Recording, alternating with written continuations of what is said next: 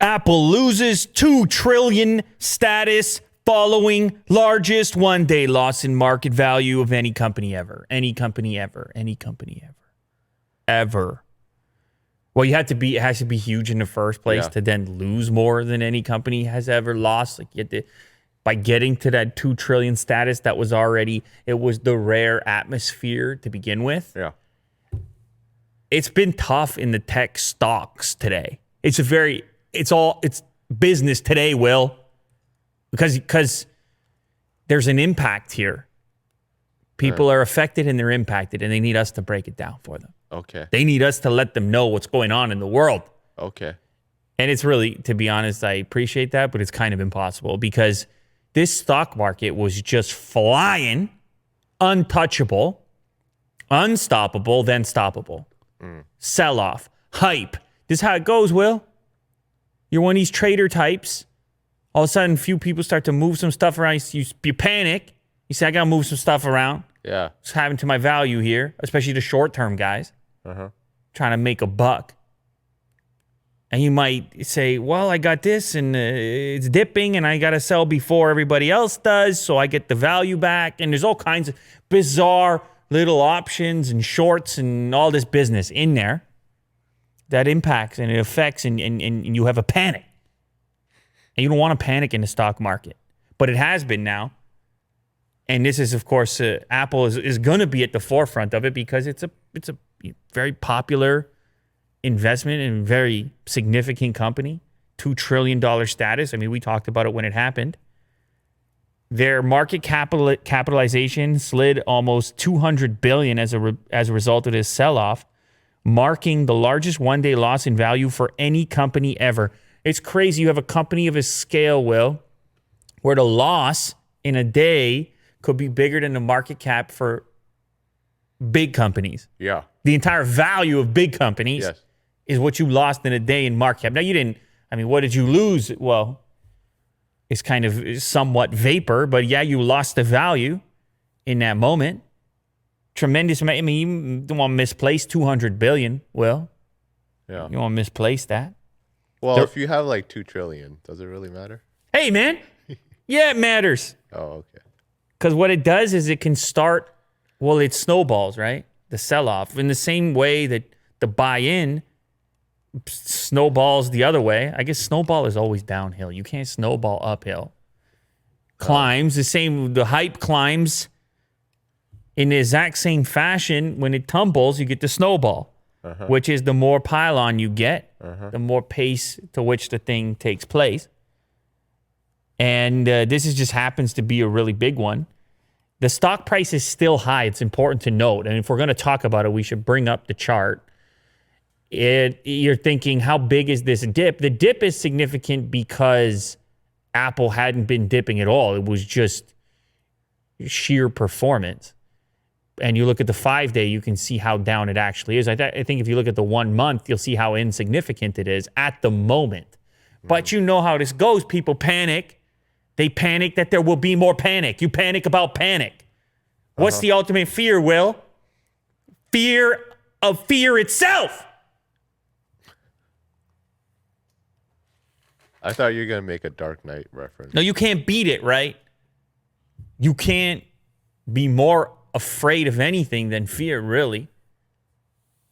Like, what are you really afraid of? I mean, everybody lives and dies. What are you really afraid of? You're afraid of being afraid. And as an investor, your fear or your panic is commensurate with the panic of others. You can't detach it because ultimately your value is wrapped up in everybody else's mood and impression. Right. It's so volatile. It's scary. It starts to go the other way. Now, you have some backbone here because it is Apple. And you got a lot of long-term fans in there, as we've talked about in the past, whether it's Apple, Tesla, whoever else. And you hope that there's that sell-off has its limitations where people are like, look, I'm holding this for the long term. Yeah. And then that offsets it. And people like the company, and the company generates profits. And the company gives out dividends. There's a real company there in the case of Apple. It's not all hype, but the question is, what is the hype ratio? And even those long-term holders who may have made a few bucks on the 5-year. Maybe they say, hey, I'm concerned. The world is weird right now. Maybe I want to sell too. Right. So, but still, go to the year to date over here just to make everybody feel warm and fuzzy. Look at the year to date. And this is not just affecting Apple specifically. You talked about tech in general. You trying to transition to the next story right now? Am I? It's wonderful. You did it so well done. Yes, well. Tesla, the other brand, and you could actually just bring up the chart with them because it's a rout for Tesla as well. It's the 4th day, longest streak since March. Tesla was on a rampage as well. Give us the 1 month. Give us the year to date. Sure. Look, it looks just like Apple. What does this tell you about the market? Is it a market zero in on a particular brand, or it's the exact same pattern and path? Maybe even a little bit more steep in the case of Tesla. Tesla stock $418. We've covered it here as well, how the Tesla rampage seemed unstoppable, but it's the NASDAQ is down, the tech stocks are down, and some investors think, Will, that the tech stocks are the start of a potential tumble for other things. We will see what takes place in the following week, where, of course, it's Friday now. After hours, you got to. What is the word they use for that? When the market, no, not that. When they're trading, but the market is closed. Not aftermarket trading. Is that what they call it, Will? Hold on. Will wants to get to the bottom of it. Yeah, maybe it's after. That sounds good. I like it. The regular market trades between 9:30 a.m. and 4 p.m. ET. After hours market trades from 4 p.m. to 8 p.m. ET. Yeah, after hours trading. Way to go, Will. You got to love it. Apple fell 1.5% on Friday. Amazon lost 2.1%. Microsoft 1.5%. Alphabet was down 1.7%. Facebook fell 2.6%. And Netflix lost 2.5%. It's just bailing. Let's bail on all of it. Will it level out? It's possible. These are some fancy, high-profile stocks. It sounds great to have those stocks in your portfolio. Yeah. Willie Doo's got a little bit of Amazon, a little Microsoft, a little Alphabet. You don't want to lose that, so you can't sell it all. Oh. So we'll see what happens next week, but it is a massive sell-off. It's a lot of volume. And there is some feeling as well. It's important to note, it's not all vapor. It's not all hype. You have unemployment. The world is weird. You have people not working. You have some pretty significant concerns, real concerns. If people are suffering, if people don't have the disposable income, if the economy's not doing well, then it does have to end up somewhere at some point in the stock market, doesn't it? Mm-hmm. Maybe, eventually. I mean, maybe Amazon's got to bounce back. How else are you going to shop? Yep. But anyways, yeah, everything's down for now. It's all down for tech at the moment. Speaking of being down, Broadcom seems to confirm their own chip delay, which therefore appears to mean that this iPhone, again, on a negative side for the stock market, that this iPhone 12 is going to take a little more time than it normally would. We would normally be ramping up for this thing in September, and everybody's saying, no, it's going to be October, delays. And some of it's speculation, exclusively speculation. Other stuff is pretty direct and to the point. Broadcom CEO Hock Tan discussed a major product cycle delay at a large North American mobile phone company. I mean, is that even speculation? Who's the large? Come on. Also, Broadcom earns 1/5 of its entire revenue from supplying Apple. So that's not even speculation at that point. You're just saying it straight up. We don't have many North American smartphone companies. Stop it. Representing a big volume for your company. I don't even know. Who is Motorola considered? Who are we talking about, Will? Google? No. Okay. No, it's Apple. Stop it. In 2019, Broadcom earned 1/5 of its revenue from supplying Apple. The confirmation of significant late 2020 shipments for this company indicates that the iPhone 12 is highly unlikely to arrive this month, pointing towards October for the launch of the iPhone 12 lineup, Apple Watch Series 6, and the long-rumored AirTags. This coming via Mac rumors. It's going to be a late iPhone this year, Willie Do. And what is the effect or impact of that going to be? I don't know.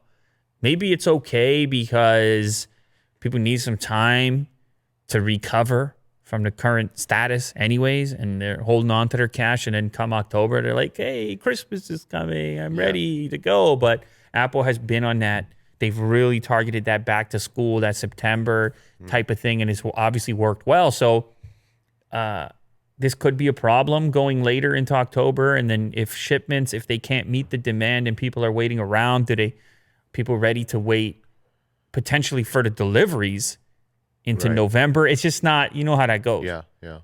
The later you get, the weather starts to turn out there. I mean, that's what the whole Christmas enterprise is about.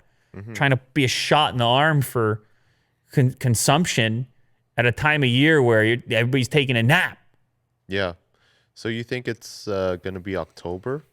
Yeah, I mean, that's the word right now. October, at least, to get things started. There's a rumor that some of the models may be a little more difficult or delayed, and then maybe you see some models come out earlier and others potentially 2 weeks after that. Right.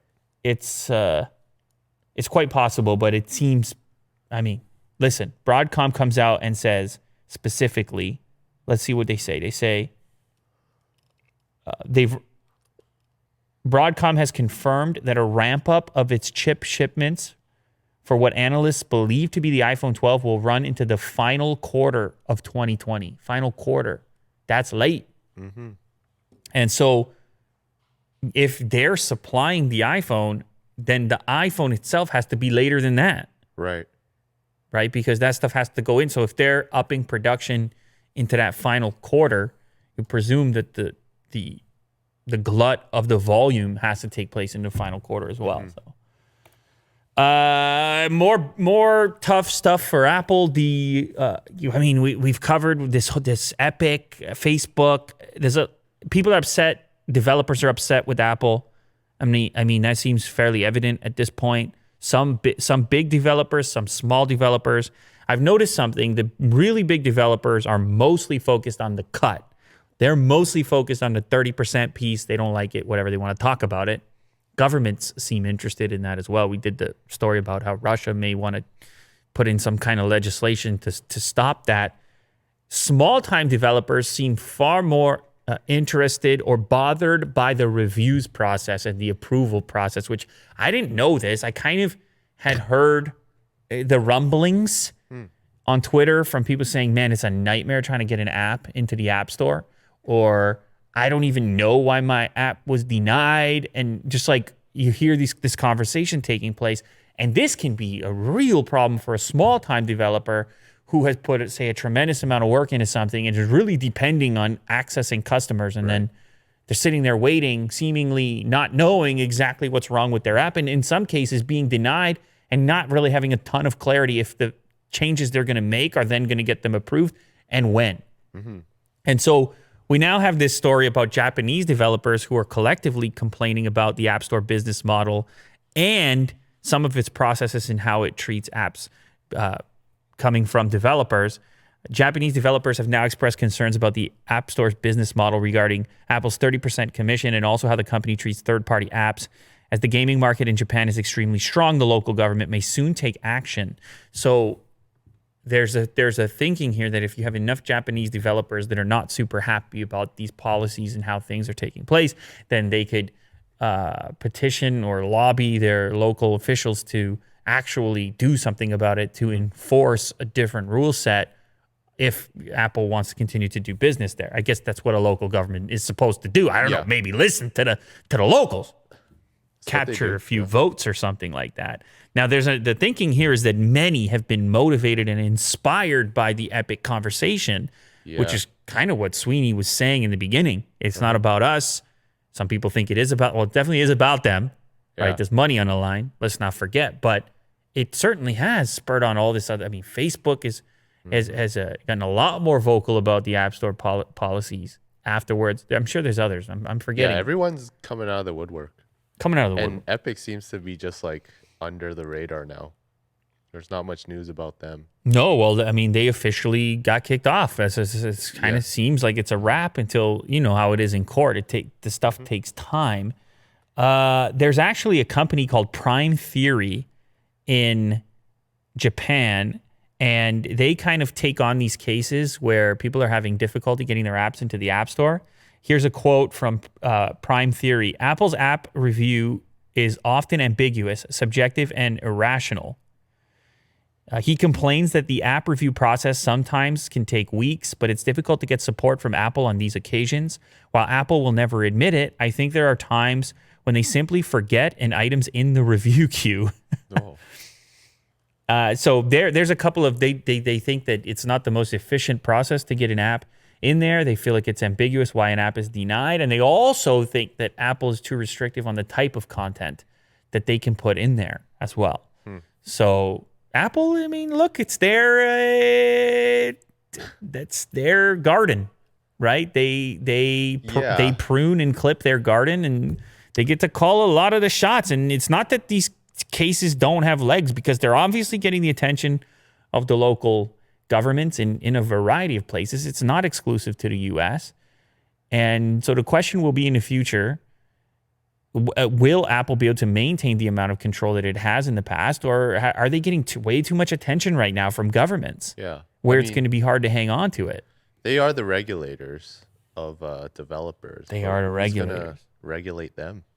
Who regulates the regulators? Yeah. Who watches the Watchmen? Yeah, Watchmen reference. Is that what you were going for? Yeah. Did you read the graphic novel or just watch the movie? I did, yeah, long time ago. What the graphic novel? Yeah, so did I. That's odd, but I guess it's like a classic, right? It is, yeah. But I just didn't read many graphic novels.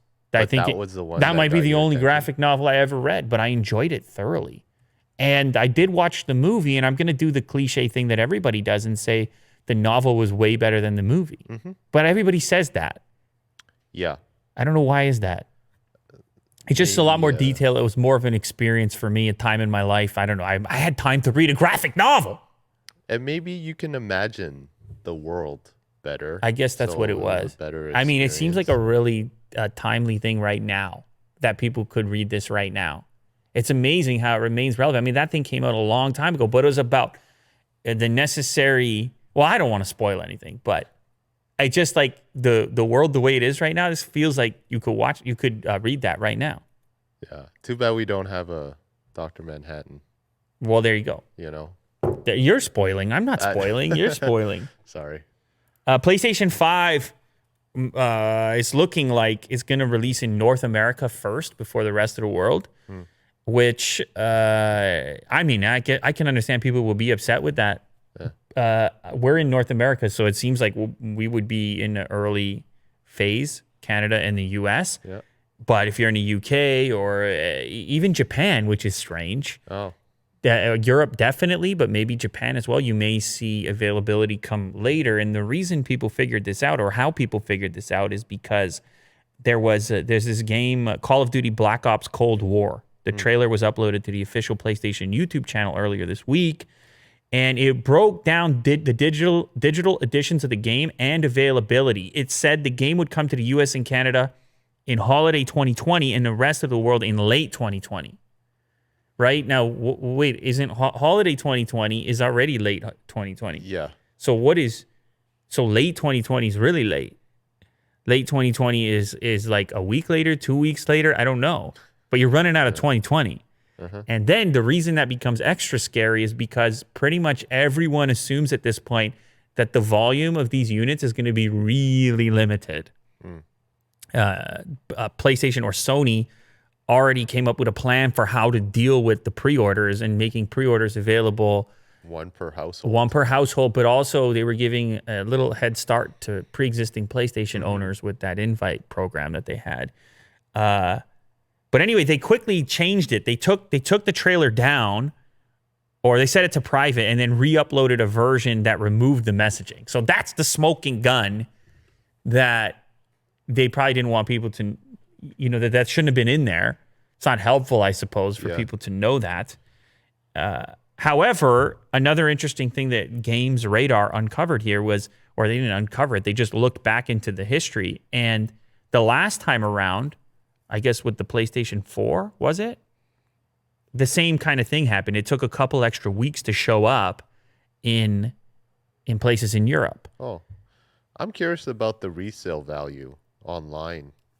If someone decides to buy it in, I don't know, North America, would they just jack up the price for people in the UK? Is that They would not do that. no? You have the problem, the regional problem. A lot of these are region locked. And also you have the discrepancy NTSC PAL. You could possibly do North America to Japan. That's both NTSC. But the UK, I believe, is PAL, and certainly almost all of Europe is PAL. And I remember in the old days, Will, when I was into the imports and the old PlayStations and stuff and the mod chips, and I had to know about PAL. PAL? Yeah, I had to know about PAL. And NTSC and everything else. And I'm sure other people are laughing about this, but I actually feel like I imported a few games from Japan, and I had to put a mod chip to turn off the region lock. The mod chip. Yeah, I had to put the mod chip, man. So people don't think I got the street cred, but I've been in this. I was goofing around since I was, 13 years old. I was goofing around. And now I'm an elder statesman of the tech community. But I don't think I wasn't there. Don't think I marched in here, sat down and everything was the way it was. I had to goof with the mod chips. I had to earn my stripes. Wasn't that illegal? Don't try to turn around your Steam account on me, all right? I know what you're up to here. It was funny. A lot of people came to defend you on that. We've all done some dirt. Come on now. No, it's part of it. I think what's weird about it, Will, is at that moment, the kind of scandalous nature of the entire enterprise was a motivating characteristic of like, wow, my pals can't play those Japanese games, but and I was still buying the games, by the way. It wasn't like a theft thing. It was just that you couldn't access it. It was region locked. They had region locks. Plus Sony didn't want you to do it, I guess. Yeah. Or I just remember some funny stuff. My brother actually, maybe you don't know this, he lived in Italy for a short period of time, maybe like 2 months or something. And he purchased a PlayStation while he was there. He's a bit homesick or whatever it was. He wanted to play some PlayStation. He was there by himself. And I remember he packed it in his suitcase and brought it back. And we had a rude awakening about, like, we can't use that PlayStation, even though he purchased it there because of the regional stuff at the time. I don't know what they're going to do with the PlayStation 5. There's probably some information out there about whether or not they will be as strict from a region perspective. But the PAL NTSC thing is real, right? Regardless, because it has to do with the televisions and the electrical systems in those various places. So anyways, there's another thing they found on the Wayback Machine on the UK version of Sony's PS5 product page that also pointed to late 2020, which was changed at one point from holiday 2020. So I would suspect that we will see a North America first release and then a week or 2 weeks later popping up everywhere else. I don't know why they do it like this. Maybe it's the battleground. Maybe the North America is more of a battleground Xbox versus Play. I don't know, man. I don't know why what the incentive is to do this. I think they should do it at the same time all around the world, because I've been on the bad end of that. Especially sometimes in Canada, you can't get a thing right away. Drive you crazy, man. Yeah. We have some real-world NVIDIA GeForce RTX 3080 benchmarks showing up to 80% performance gain over the RTX 2080 in multiple AAA games. These are 4K benchmarks on NVIDIA's latest $700 card, and they were putting it up against the previous generation, obviously RTX 2080. I don't remember what the price of that was, but the suggestion here is that NVIDIA hasn't really raised its price, which a lot of people are happy about, that the performance gains here don't come along with an increase in price to get those performance gains. In other words, in the past, to get something similar, you would have been into one of those TI versions of the card, some kind of like special edition of the card, which that one was like $1,200 in the 2080 flavor. And this new RTX 2080 starts at $699. So it's like people are happy saying that NVIDIA could have raised the price a little bit more than they did on this particular card when you consider the performance. Games like Borderlands 3 see an 81.6% performance boost with 4K resolution. Some other titles, Doom Eternal, 84.2%, Shadow of the Tomb Raider, 69.8%, and there's a number of other ones in there, including a ray tracing Quake 2 RTX benchmark at a 92.3% performance improvement. So people are very excited about saying this is a full generational type of thing. And you were just getting me excited before we started shooting, suggesting that we're going to do we got a whole game plan here. We're going to do a really interesting, amazing, shocking type of gaming setup very soon. Can you say any more, or is that it? Is it too much of a Well, they're definitely going to have the 3090s in there. 3090s? Yeah. My goodness. Maybe a couple. Couple of 3090s. Now, those are obviously the more expensive model. I think that's around $1,500. Those things are complete banana town. I am very excited for this. Keep it locked on Unbox Therapy. We're going to come with a pretty cool next generation gaming setup so that we can play Fall Guys. What did you say? Minecraft. Yeah, Fall Guys. Yeah, Fall Guys. I was joking, by the way. Intensive. I want those next gen games. I guess that's too much to ask at the moment. Cyberpunk comes in November. No, yeah. So wouldn't be there. Would it be there in time? No, it wouldn't be there in time. No, it's a couple months away. Yeah, it wouldn't be there in time. But whatever. We'll push some title. We'll get some graphics. We'll get some ray tracing. We can show some ray tracing. Yeah, definitely. Anyway. Google Maps is getting dark mode. I didn't even realize it didn't have dark mode in Google Maps. I thought it did, right? You're wondering right now too. The maps turn dark when you're driving in the dark, right? But not in the UI? I don't know. Does it? I felt like... Dark mode for Google Maps is almost ready for prime time. Huh. Apparently, they've been working on it for more than a year. And Google has been teasing that they're working on a dark theme for maps as well for over a year. And then this developer goes in there, he finds dark mode stuff inside the code. You know how they do this? They do teardowns of apps. They sift through the code? Yeah, that's right. Oh. We've talked about it before. It's like a teardown of a device, but you tear down the app, and you see what's really going on in there. So if you scroll down a little bit further, you'll see the option becomes available for a dark theme to the Maps application. And if you scroll down a little further, you get a little preview of what that might look like. Now, the map itself in this case is not dark mode, but the other elements are. Presumably, when this thing actually gets going fully, the dark mode would also apply to the map portion.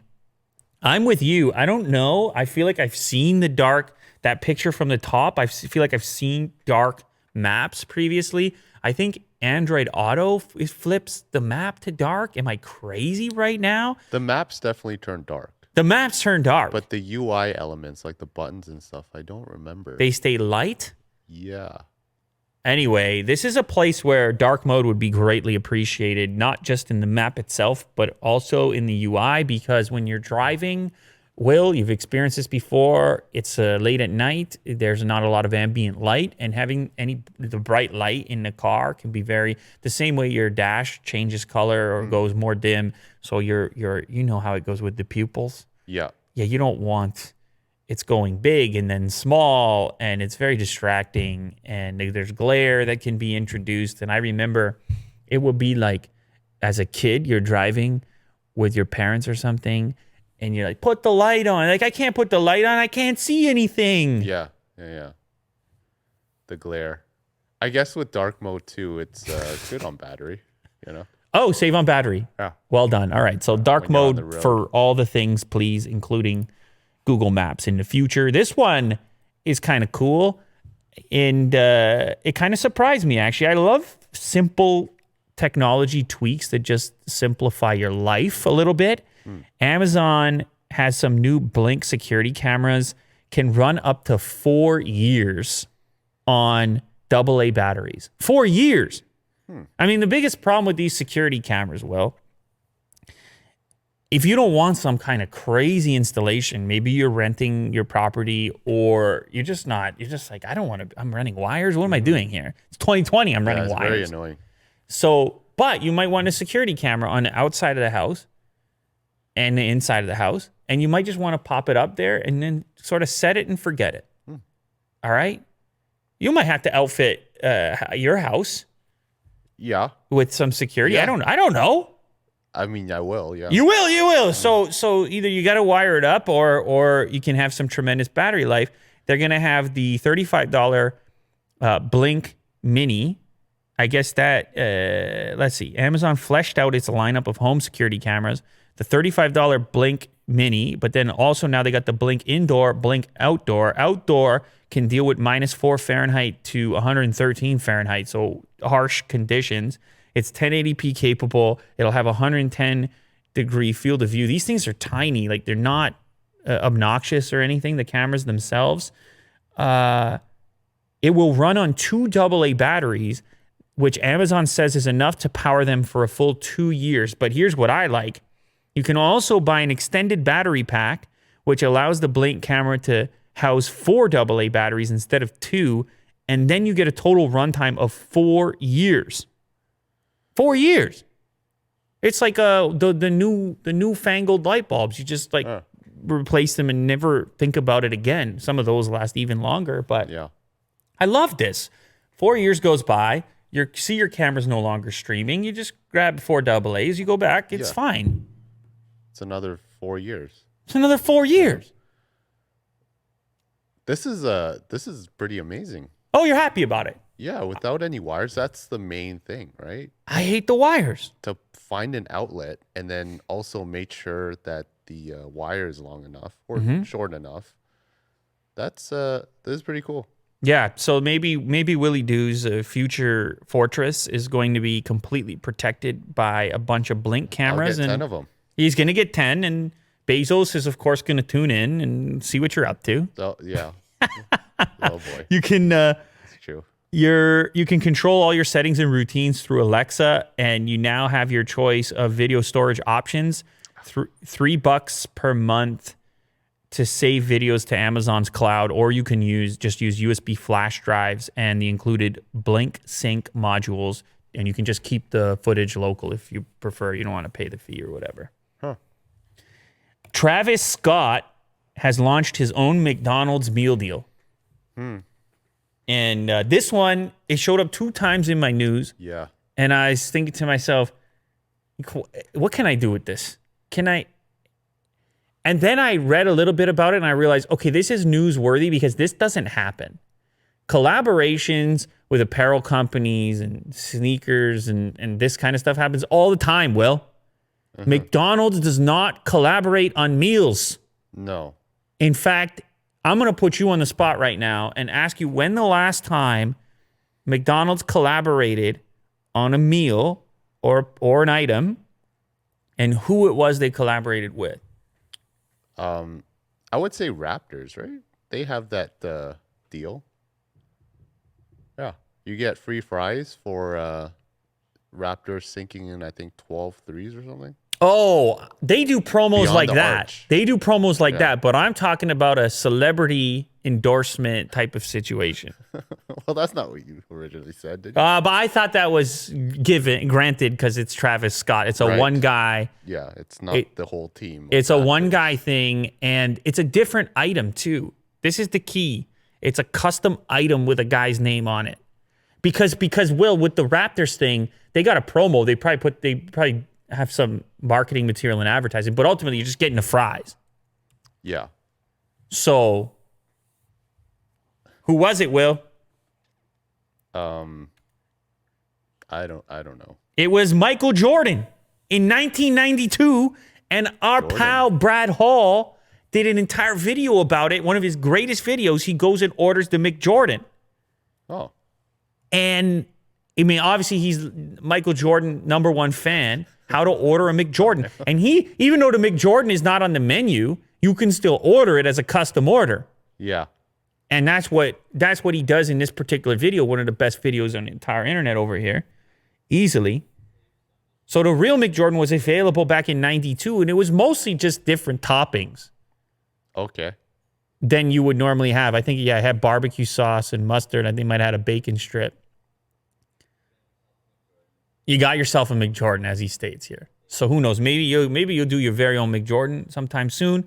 But let's talk about Travis Scott's Cactus Jack X McDonald's collaboration. Oh. Here's what this is going to be. It's going to be priced at $6, and you're going to get a quarter pounder with cheese, bacon, lettuce, fries, barbecue sauce, and a Sprite for $6. They're going to do some charitable stuff. Some of the proceeds are going to go towards charity during the entirety of the month-long promotion. It's going to be available next week, starting September 8th, and it will go till October 4th.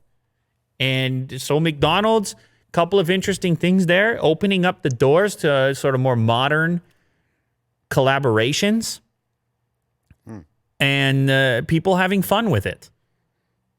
Yeah. It's just weird that it's Travis Scott. But Travis Scott has been getting all the collabs. His agent, somebody needs to congratulate his agent. Yeah. He pulled off the Fortnite deal. Yeah, the live concert. The live concert was enormous. He pulled off he had the Cybertruck in the music video. Oh, yeah. He pulled off the Tesla deal. Now he's got his own McDonald's meal. These are not easy deals to pull off, Will. You know how many people are involved? All these meetings and Zoom conference calls and... Oh, yeah. I know a little bit about that. Pull all that stuff off, and you got to decide on the ingredients. You got to get on a call and say, look, my quarter pounder got to have cheese, bacon, lettuce, fries, barbecue sauce, and a Sprite. And then they got to go scratch their heads and be like, can we... What is it, one patty, two patty? What are we going to... And he says, got to be affordable. Got to be $6. Yeah. And then they got the whole team, and they got the suits and everything else. It's tough, man. Anyway, go check it out. I'm sure there's going to be a lot of Instagram posts people picked up. There'll probably be special wrap to go with it or something. Yeah. And people can get excited about it, man. This next one, I don't know if you caught this news or not, but Jeep came out with an enormous vehicle, a remake of the Wagoneer, the Grand Wagoneer. Okay, I might be interested in one of these. I'm running out of space all the time. Okay, now the original one, what you're looking at right there, you may remember it from your favorite 80s and 90s films. The family in the films always had that one with the wood panels. Yeah, the kids in the back. One of those early SUVs, you know? I don't know, was it the Christmas Vacation guy had Chevy Chase? They may have had one of those in the early scene of driving off the road, and it was always just the family. It didn't matter. It could be a horror movie. It was that vehicle, man. That was the family mobile of the era. So it went away for a long time. This thing was made between 1963 to 1991. Actually, there was the game you would play in the car. You remember this? If you had a sibling, you would do... It was from a movie, I'm sure. Punch Buggy, No Punchbacks, and you punched a person. Oh, I've heard of that game before. Never played it. So that would be... You would punch the person if you saw a punch buggy. I don't know what a punch... Was a punch buggy, I think, was a beetle. Yeah, it's a beetle. All right, so if you had seen a beetle, you could punch the guy. But I feel like there was also a version of that game for the wood paneling where you would say beaver panel. You would say beaver panel, I think. Would you say beaver panel? I don't know what you would say. Beaver whack? Punch buggy. When you see a car with wood paneling, you would turn to your nearest friend, smack them, and say, beaver whacks back? Beaver whack? I don't know, man. These are crazy games from the childhood. Slap him in the face. I don't remember this. You know, it's sort of like vaguely there in my head. Jeez. Of course, these vehicles, they don't exist on the roads anymore. So these type of games, a lot of cars look the same now, man. And as a kid, it's not that exciting. But you had Beetles and wood panel cars in the 80s. Yeah. You could cool. You could find reasons to smack each other. Anyway, so they're bringing this concept back in the form of this Grand Wagoneer. It will be an enormous SUV to compete with, you know, the Navigator or the Suburban, the Escalade, like these big SUVs. but they're not supposedly going to bring back the wood paneling. So he got a lot of fans saying, hey, if you're going to bring back the Wagoneer, we're going to need to see the wood paneling. So this, what you're looking at here, is actually a concept rendering of what it would look like, the modern version with the wood paneling. I mean, it's missing some of the charm of the original, obviously. And the original was so flat on the side, I think you could use real wood. Like a boat almost. But now you got curves in these modern cars and stuff. Could you use real wood? I don't really know. But anyways, it's a tough thing to do when you bring back a legend. Oh. A lot of people hold you to a certain set of criteria if you think you're going to do that. Do you think Beaver Whack will come back? Maybe it's going to make a comeback. Although, you know, nowadays, the children, they can't be hitting each other. There's going to be a whole speech afterwards. Oh, yeah. You know, 2020. There's just a lot of there's a lot of rules in 2020, man. You can't be. This is your story here. Scientists invent artificial skin that can feel pain. This is a very exciting, interesting development here. Specifically, first and foremost, for prosthetics. You can imagine, Will, the feeling is gone in the extremity if you lose the extremity or whatever. And then you get the prosthetic, and the prosthetic is somewhat limited. Even there's some new high-tech ones that you can move some things around, grasp things. Mm-hmm. But ultimately, touch, or the sensation of touch, it gives you a lot more control, feedback, instantaneous feedback. So these scientists, they did this artificial skin, which apparently is a better alternative to skin grafts and can improve prosthetics. It will augment or compensate human skin for the development of realistic humanoids. Oh, yeah, that's the other part. You could also have better cyborgs, because if the robot can feel, you know, we had the Spot robot over here. It's not feeling anything. So if it could feel, maybe if it's walking into the flames, it's like, ouch. Yeah. I don't want to destroy myself like that. Uh-huh. Or if it falls down, it's, oh, that. Yeah. Oh, that's a weird concept. The idea of pain, digital pain, robotic pain, cyborg pain, because all of a sudden now the cyborg has the artificial skin with the feedback, and all of a sudden Willie Doo is rude and kicks the cyborg, smacks or whatever, punch buggy, and the cyborg's like, I didn't like that so much. Death. Cyborg, no, at first it's gentle. At first it's like, Will, I didn't like that very much. Like Dave? Yeah. I didn't enjoy that, Hal. Will. Yeah. I didn't enjoy that very much, Will. And you're like, shut up! I doubled down? Yeah, you double down. Oh, okay. You double down because you're a tyrant. Uh-huh. A lot of people don't know that. Yeah, but sensory stuff, it's in play all the time. Skin is our body's largest sensory organ. We feel hot, we feel cold, we can feel pressure. You take it for granted. Obviously, if it's there, it's very subtle. You can do a lot because of touch, and so the artificial version of it is obviously exciting. This thing is incredibly thin. They think they're going to be able to stretch the material. It can respond to changes in temperature and pressure. They can do an extremely thin coating, 1,000 times thinner than a single human hair. It's incredible stuff. So you got to love the scientists. They're doing the work. They're putting the stuff out, and there's a number of applications. So even if you're afraid of the futuristic cyborgs, you could at least be using this technology to help people with the prosthetics and to improve the feedback that they're getting through those devices and things like that. So shout out to science. Shout out.